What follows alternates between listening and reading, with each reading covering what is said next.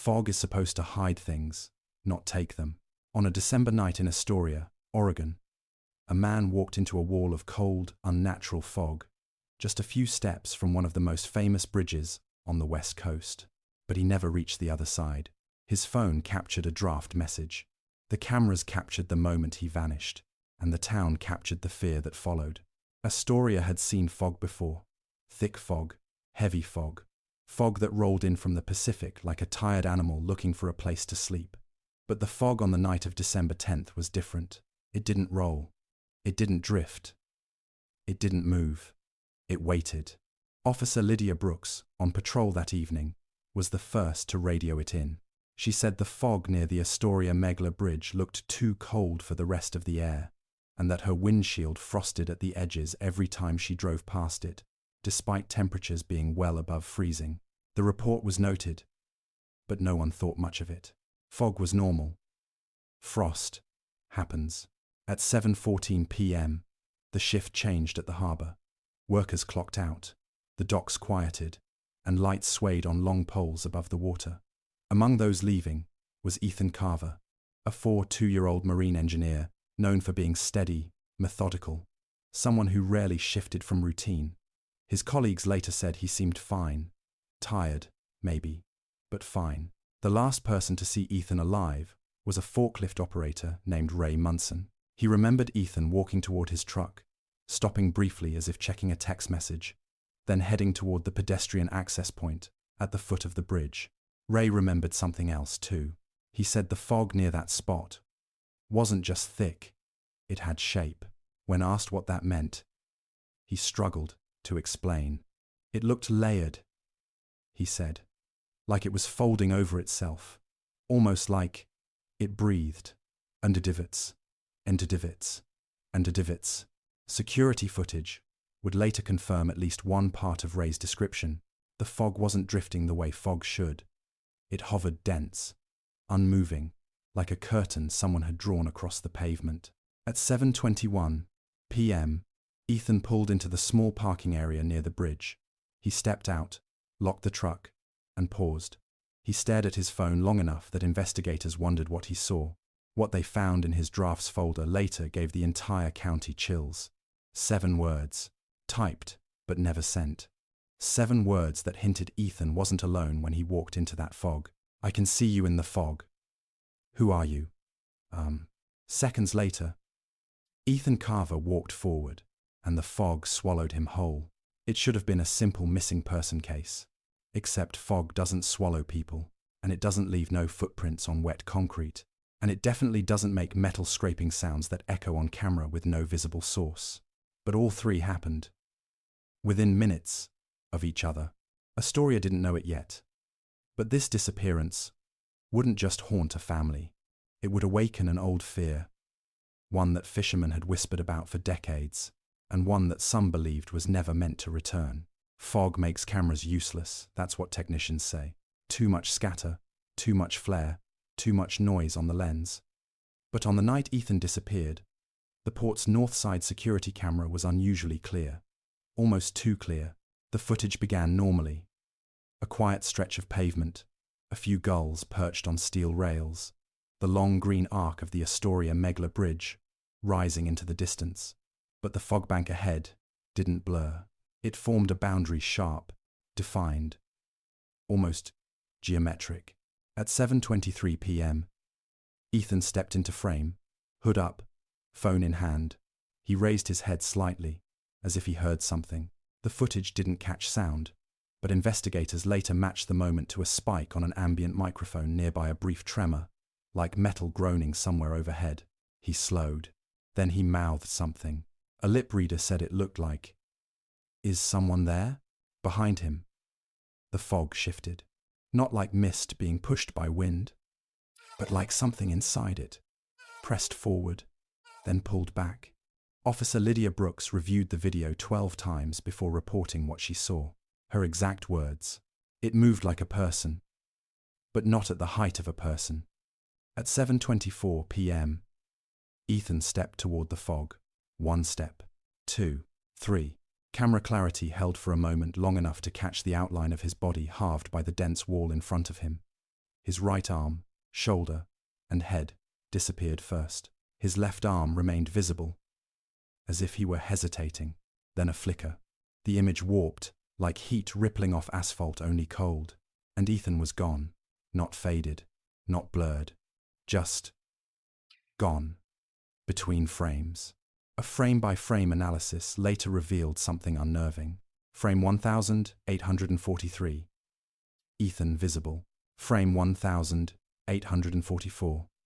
A faint silhouette, too tall to be him, too thin to be human, appears for 0.04 seconds behind the fog. Frame 1845. Empty space.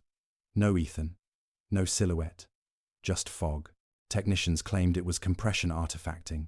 Local officers weren't convinced. The silhouette sat exactly where the temperature reading had dropped 12 degrees only minutes earlier.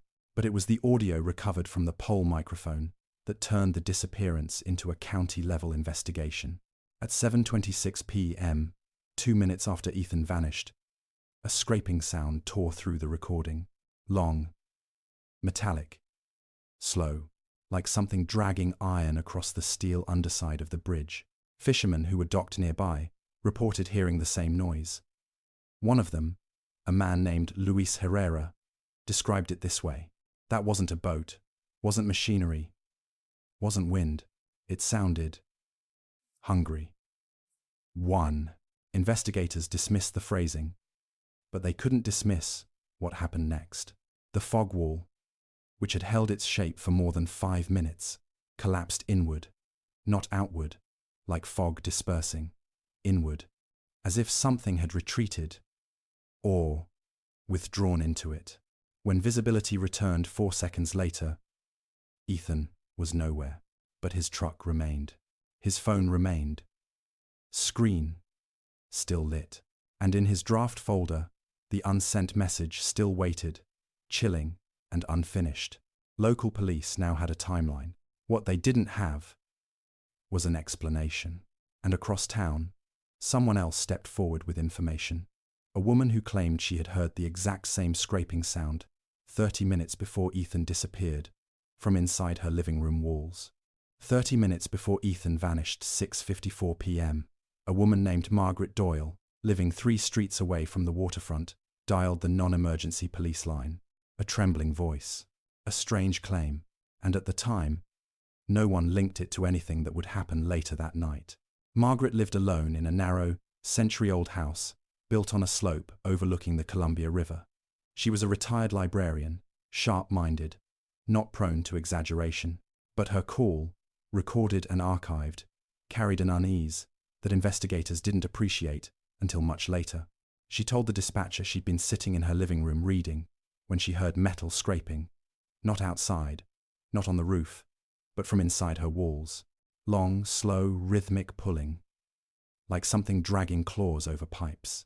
The dispatcher initially suggested it could be an animal, a raccoon, maybe, or a loose vent, but Margaret insisted the sound wasn't animal-like, nor mechanical.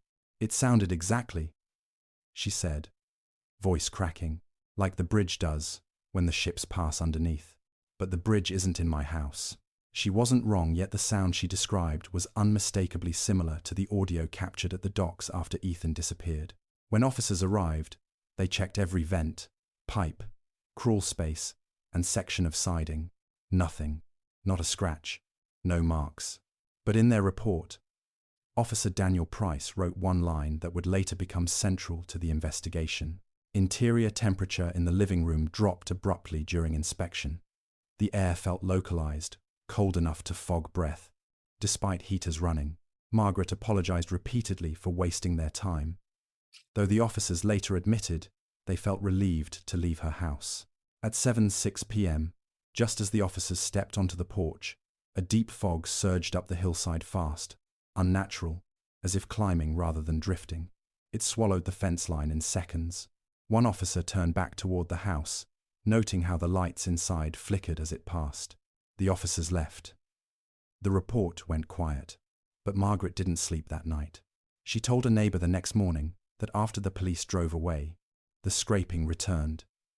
This time, accompanied by something far more unnerving, a soft, drawn-out whisper coming from behind the drywall, repeating a single word, Ethan.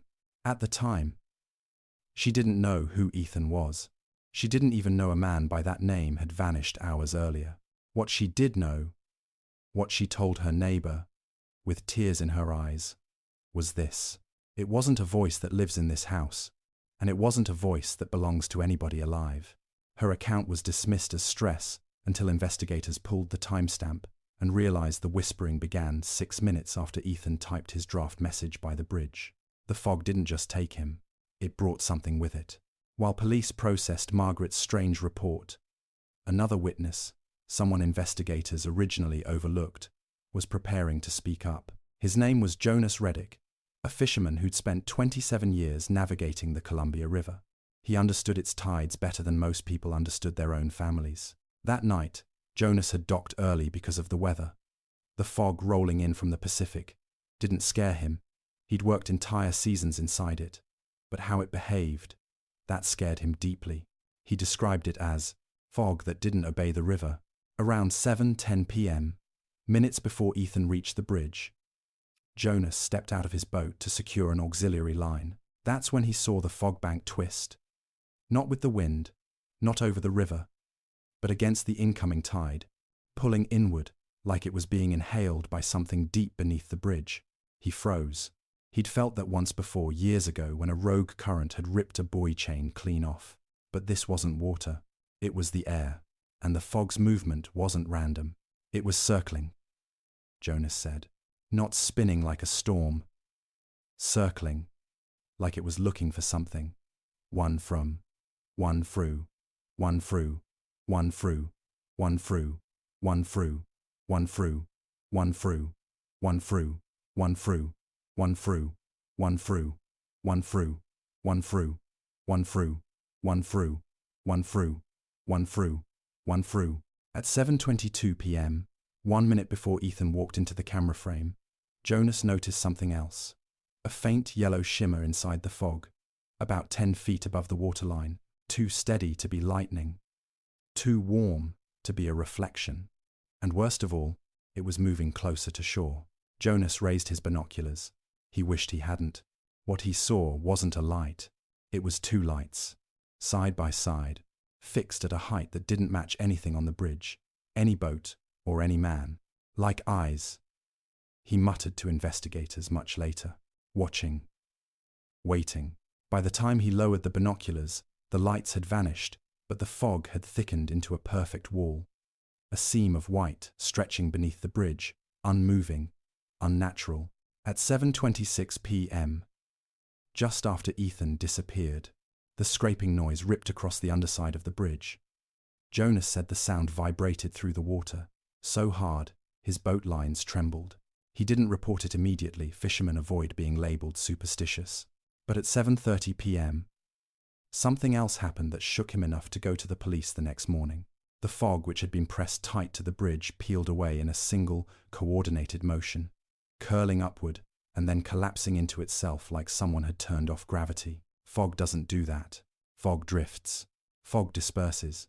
Fog doesn't retreat. When visibility returned, the shoreline was empty. And yet, Jonas insisted he saw one final thing before the fog vanished entirely.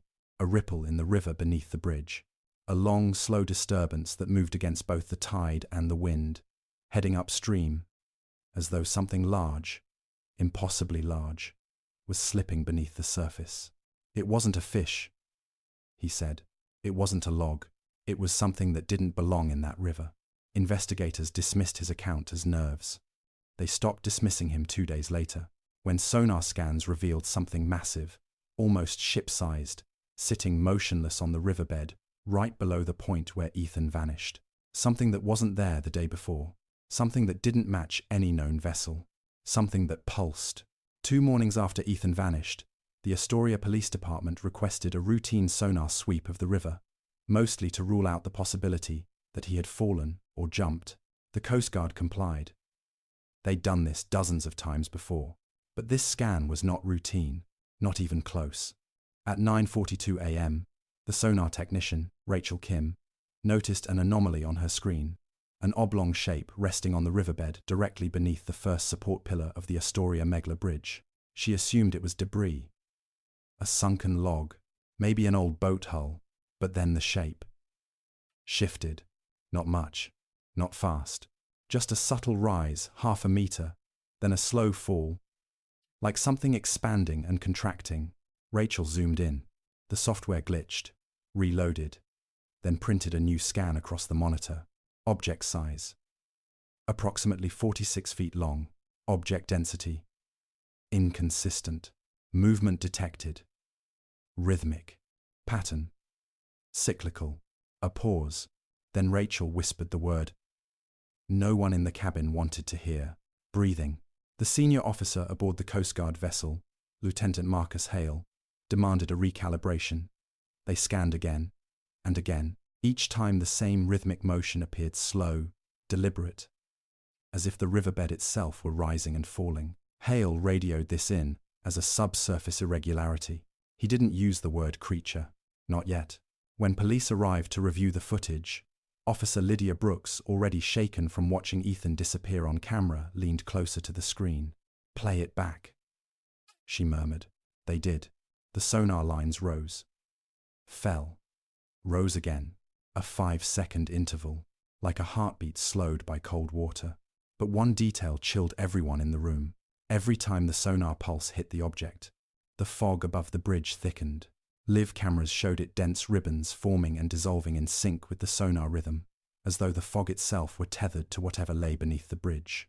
Rachel replayed Ethan's disappearance footage beside the sonar data. A horrifying alignment emerged. 7:23 p.m. Ethan reaches the fog wall. 7:24 p.m. Silhouette appears for 0.04 seconds. 7:26 p.m. Metal scraping under the bridge. 7:31 p.m. Fog collapses inward, and right underneath that timeline, the sonar logs showed brief, erratic pulses in the river, as if the object below had stirred for the first time. Rachel asked quietly, "Has anyone checked if this thing was there last week?" Quote. Hale shook his head. They pulled archival sonar from 5 days earlier. The riverbed had been completely empty. The anomaly, whatever it was, appeared only after Ethan disappeared. And that wasn't even the worst part. Rachel filtered the data again. The object's outline was clearer this time, longer than a truck. Narrow at the ends, wider at the center.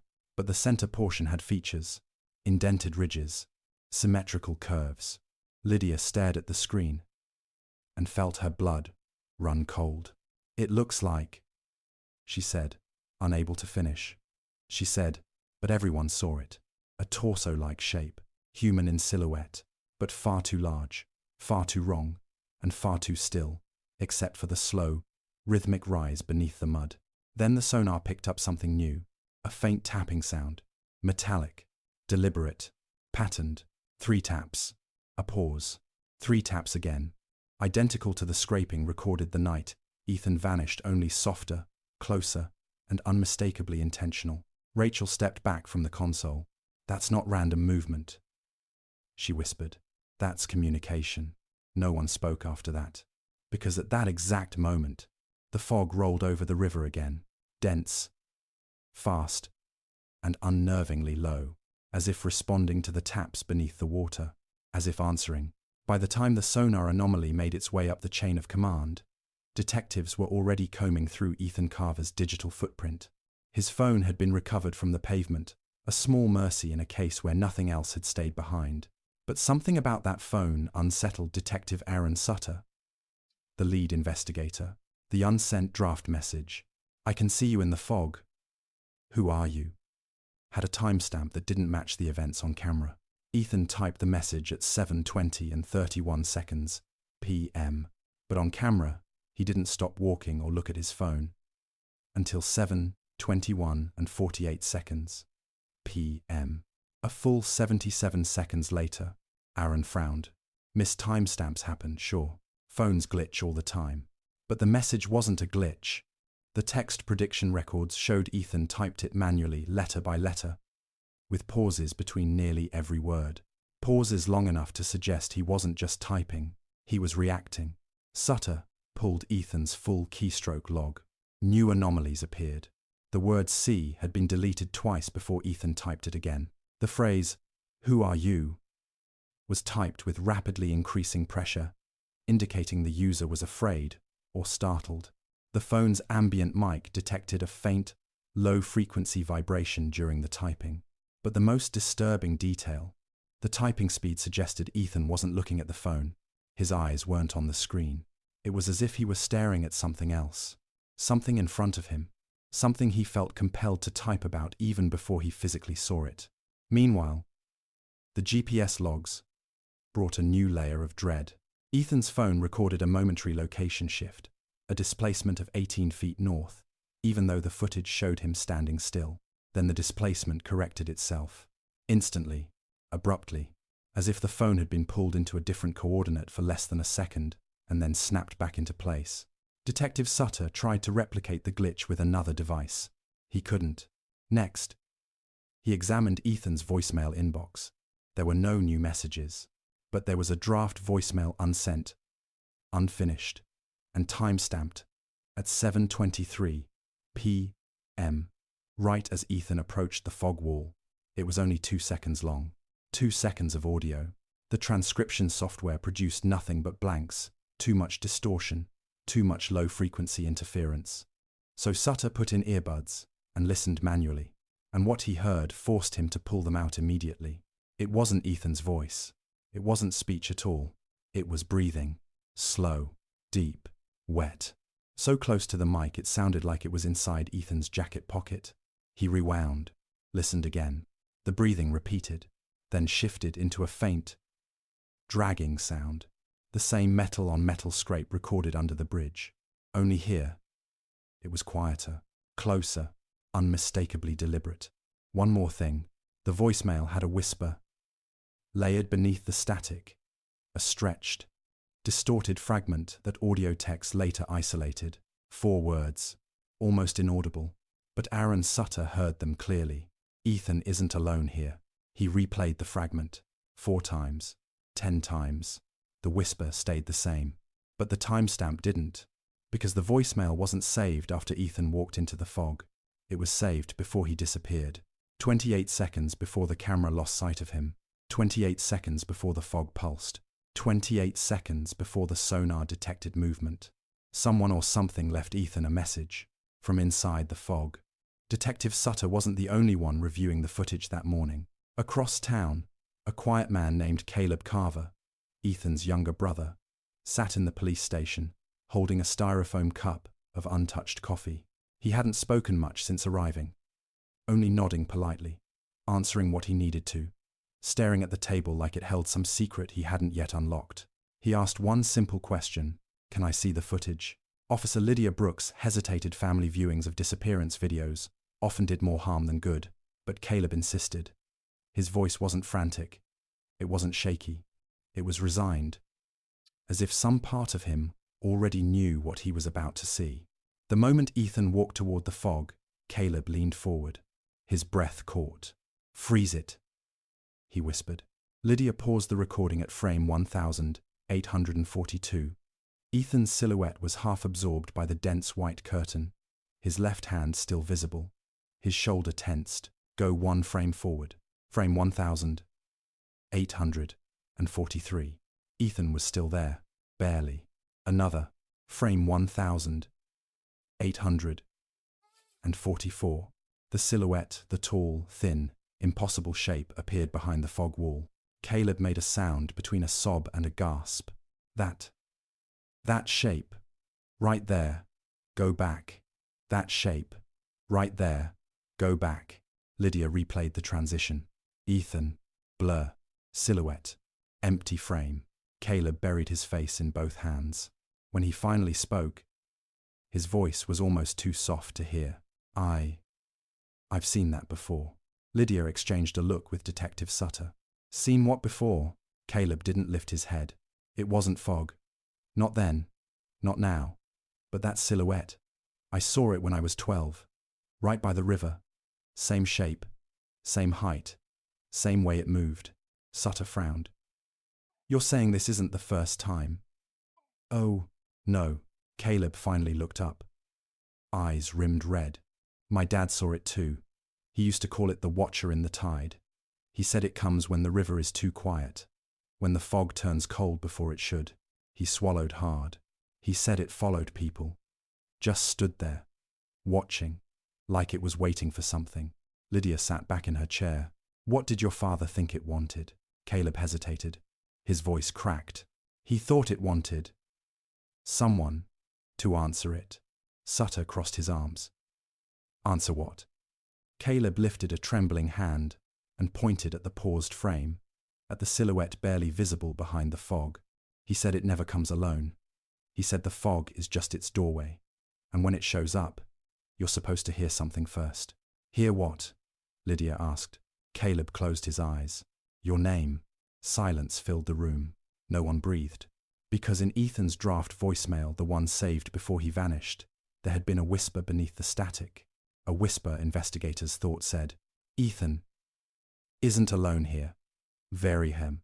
Very coz. Very him. But now, with Caleb's story laid bare, Sutter replayed that audio in his mind, slow, stretched, distorted. He remembered the cadence, the tone, the shape of the sounds, and suddenly, he wasn't sure the whisper had said, Ethan isn't alone here. It might have said something far simpler, far colder. Something like, Ethan, I'm here. Caleb's final words before leaving the station chilled everyone who heard them.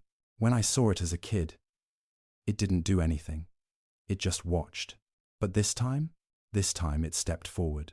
While detectives handled the digital evidence, another call came in, this time from Fort Stevens State Park, 5 miles west of Astoria. A park ranger named Elena Ward reported something unusual, but possibly connected. Elena had been combing the northern trails for wind damage after the storm, when she noticed a strange line of impressions in the sand footprints, but not quite. At first glance, they looked human, barefoot, adult-sized, deep, as if the person weighed far more than any normal individual. But there were 3 problems. Problem 1.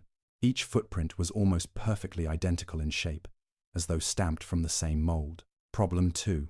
The stride length was wrong, too long for a human, too short for an animal. Spaced evenly, like the gait of something that didn't need to shift its weight. Problem 3. They led directly into the fog that had settled between the dunes, and not a single footprint came back out. Detective Sutter and Officer Lydia Brooks arrived at the park just after noon. By then, the fog in the dunes had mostly lifted, except for one patch, one stubborn sheet of white clinging unnaturally low to the ground. Unmoving, despite the wind, Elena pointed toward it. That's where the trail ends. Sutter crouched beside the prints. He'd seen a lot of strange things in his career, crime scenes that made no sense, people who vanished without reason, but he had never seen impressions like these. He ran a finger along the edge of one. The sand felt colder, not moisture cold, not wind cold, a deeper cold, like touching metal that hadn't seen sunlight in months. Lydia backed up a step. Doesn't make sense. Whoever walked here, if it was someone, would have been barefoot in freezing sand. No tracks leading in, no tracks leaving. Elena nodded. And there's one more thing. She led them to a second patch of disturbed sand farther up the dune. The marks weren't footprints, but drag patterns, long grooves, paired and parallel, cutting nearly 3 inches deep. An animal? Lydia asked. Elena shook her head. No claws. No paw marks. And look at the spacing. Sutter measured between the grooves. 14 inches apart. Whatever made this, Elena said, quietly, was carrying something. Or someone. They followed the drag marks until they vanished beneath the same low-lying fog that refused to disperse. Sutter radioed for thermal imaging. The operator scanned the fog patch from 50 feet away. A minute later, he muttered, sir, you might want to see this. The thermal camera displayed the scene in black and white gradients, sand warm, shrubs warmer, air mildly cold. But the fog registered as black, absorbing heat. Instead of diffusing it, a perfect void. And inside that void, something flickered.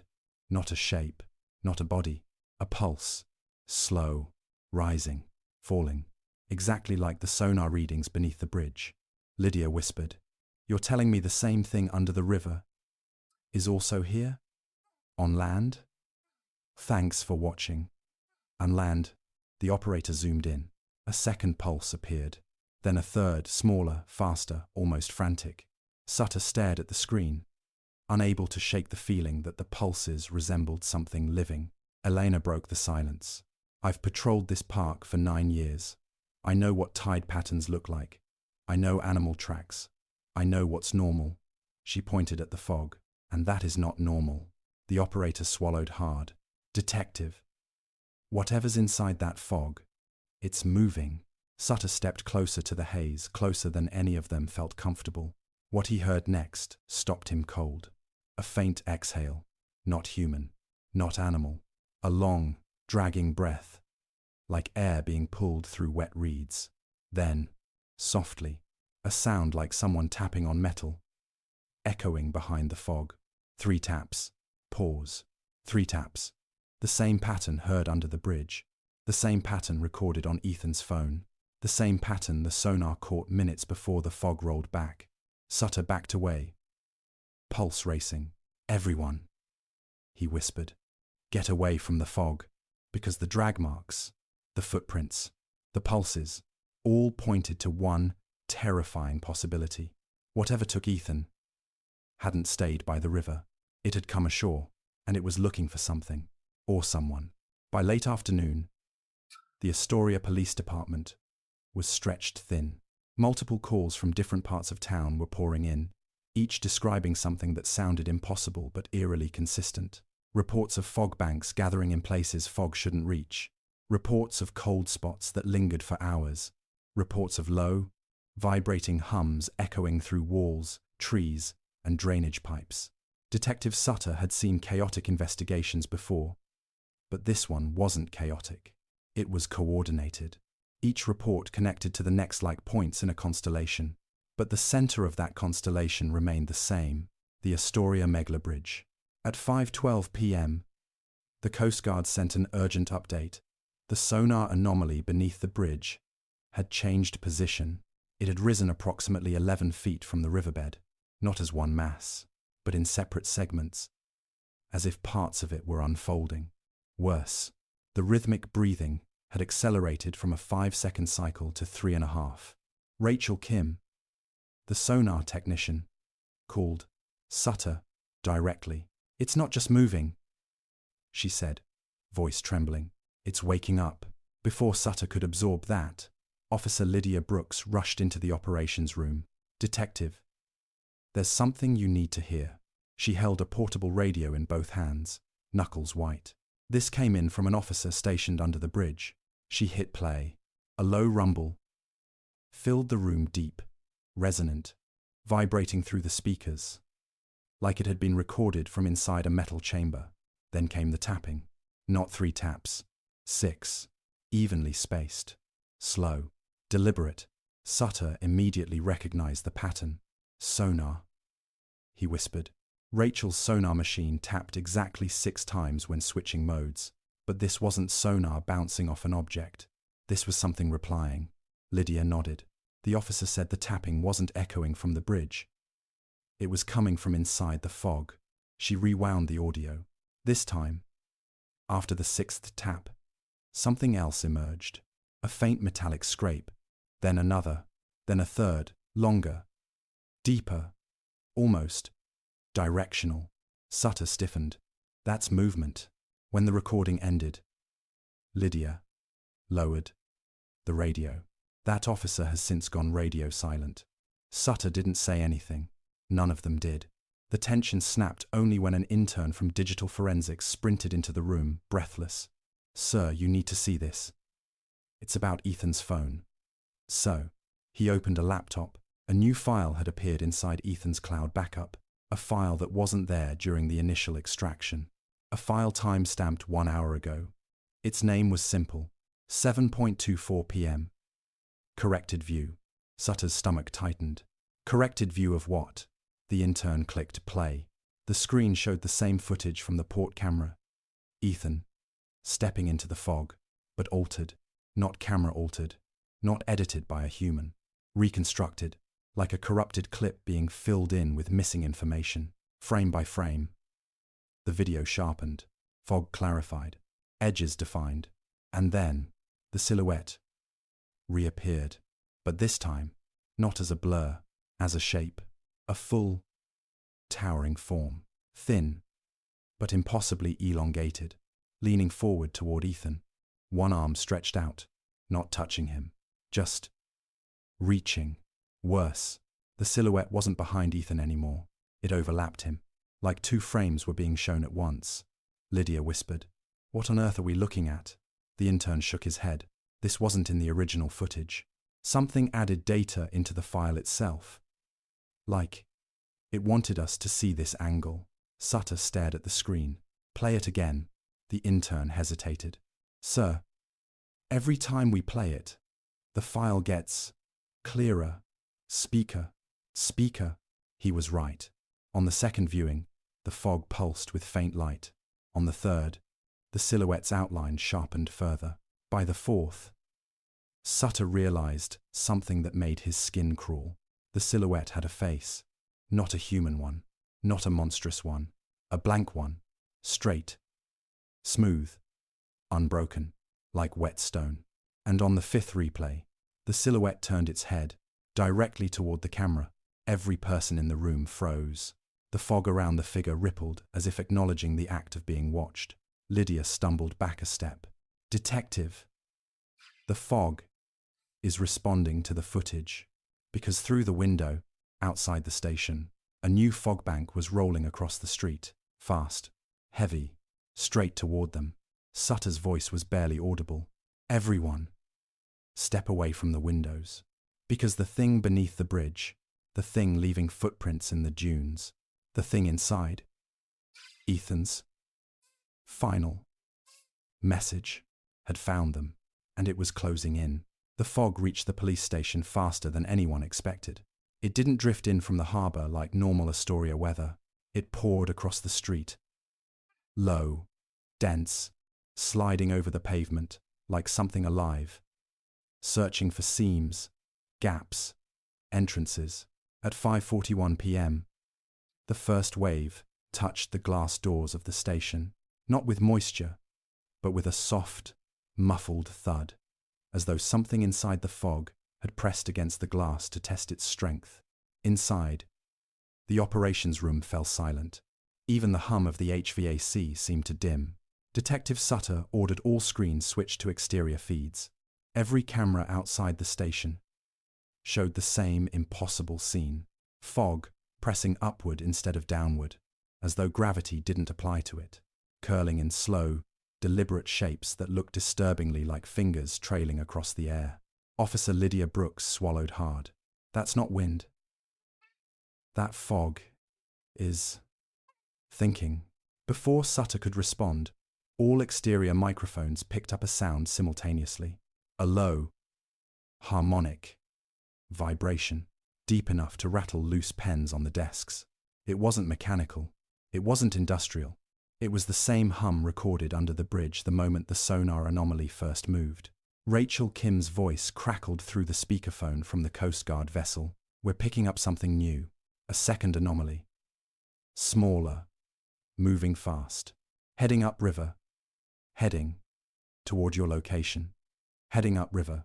Sutter's pulse surged. 2 anomalies. One massive and slow under the river. One fast and directional. Something big had awakened, and something small had been sent ahead. "Rachel," Sutter said, "you need to evacuate."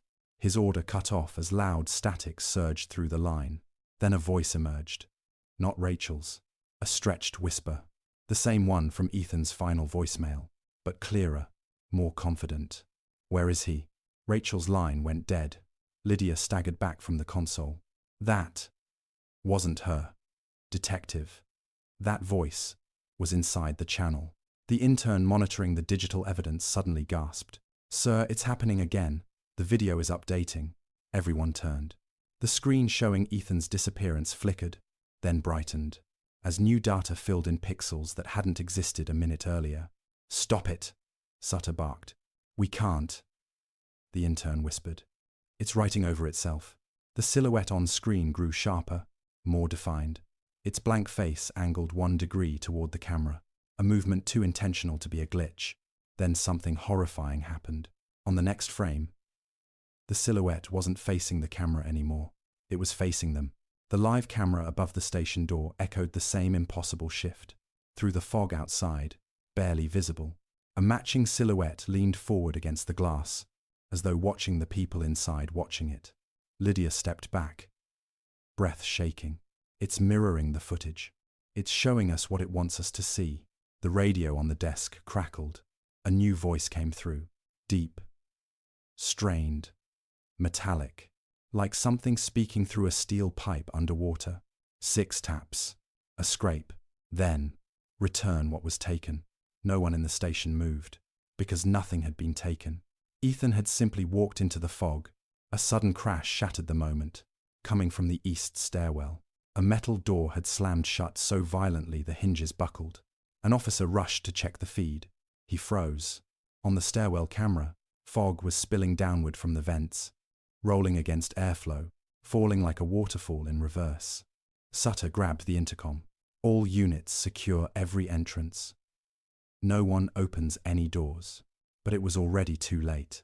The lights flickered once, twice, then the entire station went black. Not dim, not brownout, black. The kind of darkness that feels like it has weight.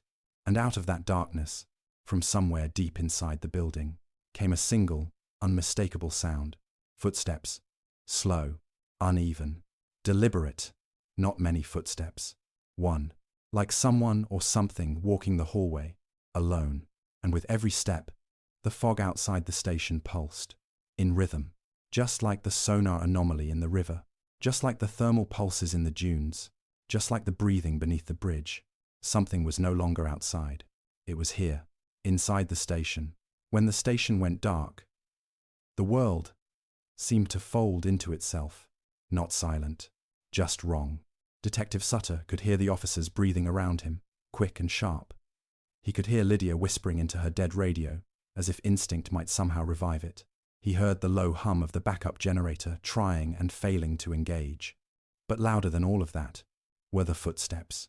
Slow, measured, too heavy for a person, too soft for boots on linoleum.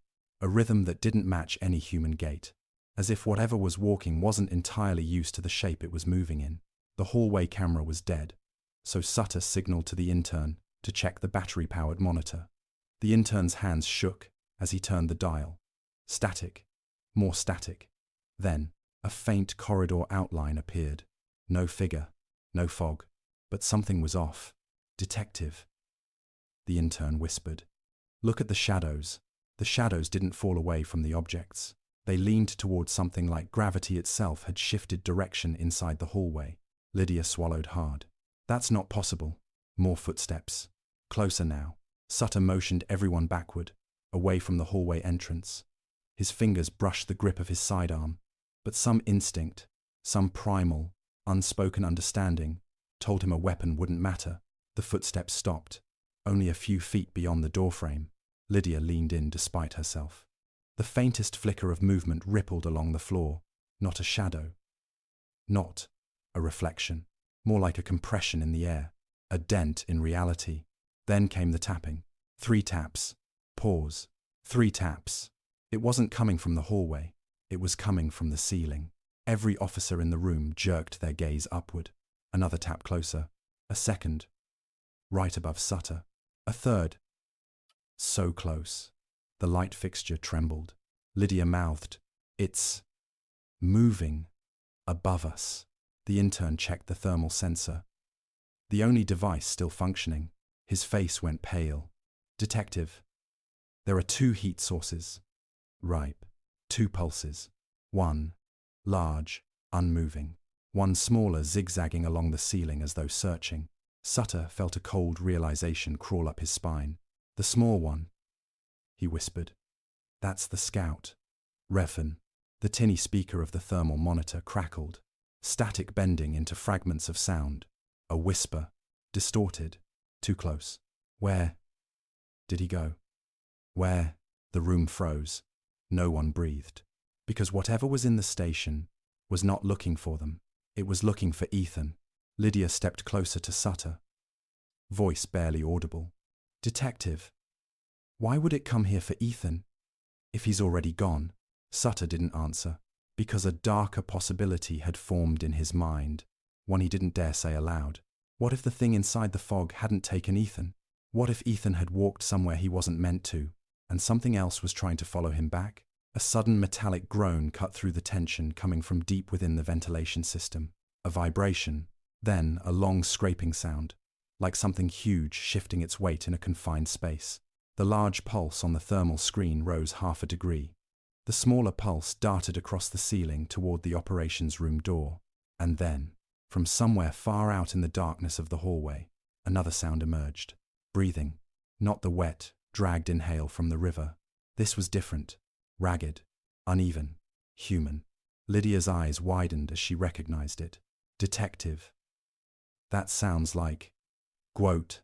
Quote. A figure appeared at the far end of the hallway, stumbling, bent, dragging one leg, reaching for the wall like someone dying of exhaustion. The darkness swallowed most of their silhouette, but the outline was unmistakable. Broad shoulders, marine engineer build. Ethan, Lydia whispered. Sutter lifted a hand sharply. No one moves. Because something was wrong with the timing, wrong with the way the figure shifted its weight, wrong with the soft, echoless footsteps it made. The figure took another step, then another. The fog outside the station pulsed in perfect sync with its movements. Sutter's voice trembled. That isn't him. The figure stopped, as if it heard. Then its head turned. Not fully. Just enough for all of them to see the one detail that confirmed Sutter's fear. There was no face. Just a smooth, wet plane, reflecting the emergency lights like polished stone. But the breathing continued, as if the shape knew. They needed to believe it was human. Sutter took one step back. Everyone, he whispered. Do not let it see your eyes. Because if it wasn't Ethan, then it was something that had learned how to walk like him, and it was learning fast. The faceless figure stood motionless at the far end of the hallway, not advancing, not retreating, just waiting, like it wanted the officers to make the first move. Detective Sutter didn't blink. Stay behind me, he murmured. The breathing coming from the figure was shallow now, measured, practiced, as if it were mimicking something it had heard enough times to almost get right. Almost. The thermal monitor crackled again. 2 pulses. Became 3. The small one crawled along the ceiling. The large one, still outside in the fog, rose another degree. And now a 3rd pulse appeared, directly behind the faceless figure. Lydia whispered, "There's something else with it." Before Sutter could respond, the figure stepped forward. The motion was smoother this time. Too smooth. Like whoever or whatever was inside that shape was growing comfortable wearing it. The emergency lights overhead flickered back to life for 1/2 second. In that 1/2 second, the entire hallway was illuminated. And .com, they'vereveryproblem.com, and everyone saw it. For a brief, impossible moment, the faceless figure had Ethan's silhouette, his build, his posture, his height, but the face, the blank, wet, stone plane, reflected the red light like glass. The lights blinked out again. Darkness crashed back. Somewhere in that darkness, the figure whispered, not with a mouth, not with breath, with resonance, a vibration that rattled the vents and buzzed inside the bones of everyone in the room. He didn't answer. Sutter clenched his jaw. Answer what? Silence. Then, 3 taps on metal. Pause. 3 taps, from every direction, above them, behind them, inside the vents, and from the fog outside the station, pounding the glass doors in perfect synchronization. The hallway camera snapped back on. Static, a blur, then a single, terrible frame. The faceless figure stood only 4 feet from the operations room door, closer than anyone realized, closer than anyone heard, and on the floor beside it lay something small, Ethan's ID badge. Still damp, still warm, but with sand stuck to the lanyard. The same pale, cold sand found in the dunes at Fort Stevens. Lydia gasped. How did the frame cut out? In its place, the monitor flickered with a new message. White text, black background, time-stamped automatically by the system. He is not here. He walked too far. Sutter felt the room shrink around him. Walked where? More text appeared. Where the fog goes. Another pulse vibrated through the floor. The silhouette blurred, then dissolved. Not fading like a person stepping away, but unraveling. Like mist, caught in wind. The fog outside the station peeled back in the same instant, rolling away from the building, as though pulled by an unseen tide. And just like that, the pulses on the thermal screen vanished. 1, 2, all three. The building lights restored themselves with a heavy click. The power grid hummed back to life. The glass doors stopped trembling. The station was normal again. But Ethan wasn't back. All that remained was the ID badge, and the final snippet of audio recovered from the dead hallway cam. A faint whisper layered under static, a voice that sounded almost like Ethan's, but stretched thin and distant, as if coming from miles away or from beneath water. Don't follow me. After that, the fog in Astoria returned to behaving like fog should. But patrol officers still say that, on some nights, if you stop under the Astoria Megler Bridge and listen long enough, you can hear the scrape of something enormous shifting on the riverbed, waiting for someone else to walk too far. If this story pulled you in, if it made you look twice at the fog outside your window, don't forget to like this video and subscribe to Silent Traces. There are more untold disappearances, more strange cases, and more quiet echoes waiting in the dark corners of this world. You won't want to miss what comes next.